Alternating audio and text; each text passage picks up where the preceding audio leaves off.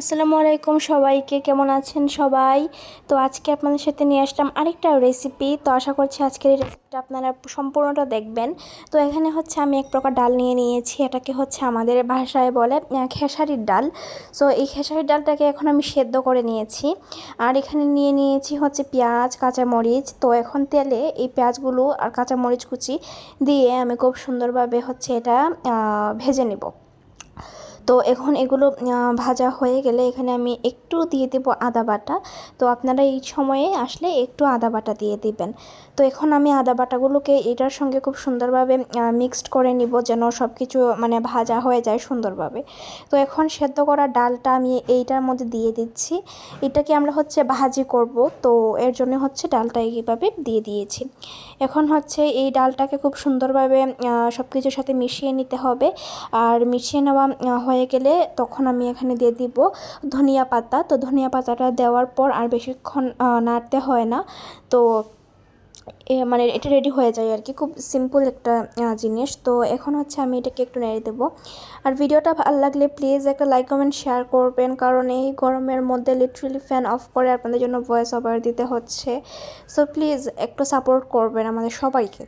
তো এখন হচ্ছে এই যে আমার ডালটা একদম ভাজি করা হয়ে গিয়েছে, তো আমি আপনাদের সাথে শেয়ার করছি। আর এই যে ডালটা কিন্তু এটা এভাবেও খাওয়া যায়, দুইভাবেই খাওয়া যায়, খুবই মজা হয়। আর আপনাদের এলাকার গরমের অবস্থা কেমন কমেন্টে জানাতে কিন্তু ভুলবেন না। আর এখন হচ্ছে আমি একটা হাঁড়িতে পানি নিয়ে নিচ্ছি, আর এখন সেটা চুলায় বসিয়ে দিয়েছি। আর এখন এই পানিতে আমি দিয়ে দেবো হচ্ছে আদা বাটা। তো পানিতে কেন আদা বাটা দিচ্ছি এটা তো আমার সাথে পরেই এক্সপ্লেন করতেছি। তো এখন দিয়ে দিচ্ছি হলুদ গুঁড়া। তো আদা বাটা আর হলুদ গুঁড়াটা হচ্ছে মিশিয়ে নিব আর কি। আর এখানে আমি হচ্ছে দেখাচ্ছি চালের গুঁড়া। তো চালের গুঁড়াটা হচ্ছে আপনারা এখানে দিয়ে দিবেন। চালের গুঁড়াটা দিলে হচ্ছে আপনার ডোটা তৈরি হয়ে যাবে। তো আমি এখানে 2 কাপের মতো চালের গুঁড়া দিয়েছি। আর এখন আমি এই চালের গুঁড়াগুলোকে খুব সুন্দর করে হচ্ছে মিক্সড করে নেব পানিটার সাথে। আর এভাবে হচ্ছে এই ডোটা দিয়ে হচ্ছে একটা রুটি তৈরি করে নিয়েছি আমি। তো একটু পাতলা করবেন না, আবার একদম ঘন রাখবেন না, মোটামুটি একটা সাইজের করে রাখবেন আর কি। তো এভাবে হচ্ছে আমিও করে নিচ্ছি। আর এখন হচ্ছে একটা গ্লাস দিয়ে গোল গোল শেপ করে কেটে নিচ্ছি, যেন শেপ দেওয়া যায় আর কি। তো এই তো আমি সবগুলোই হচ্ছে কেটে নিয়েছি, আপনারাও এভাবে করে নেবেন।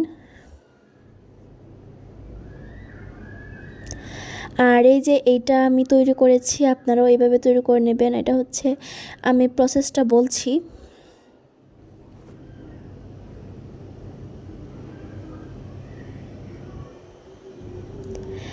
এই যে এইভাবে করে হচ্ছে ডালের ভেতরে হচ্ছে রুটিটার ভেতরে হচ্ছে ডাল দিবেন, তারপর হচ্ছে 4 সাইডটা একদম সিল করে দিবেন।